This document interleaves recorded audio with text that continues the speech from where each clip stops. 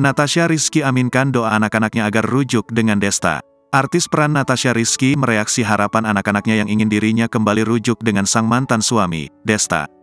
Beberapa waktu lalu, salah satu putrinya, Miss H, mendoakan kedua orang tuanya bisa kembali seperti dulu. Natasha merasa sangat kagum dengan apa yang ada di pikiran anaknya dan berani untuk menyampaikan hal tersebut. "Iya, Masya Allah, anak aku kan harapannya selalu yang terbaik," kata Natasha Rizky di kawasan Gatot Subroto, Jakarta Selatan, belum lama ini. "Jadi emang anak-anak aku tuh retorika, kata-katanya suka manis, Masya Allah," tutur Natasha. "Jadi apapun yang mereka harapkan yang baik-baik kita aminin," ungkap Natasha. Sekedar informasi, beberapa waktu lalu Desta merayakan ulang tahun ke-47 dan mendapatkan kejutan dari ketiga buah hatinya yakni Megumi, Miss H, dan Miguel. Lewat Instastory, Desta memamerkan sebuah surat berisi ucapan selamat ulang tahun dari ketiga anaknya.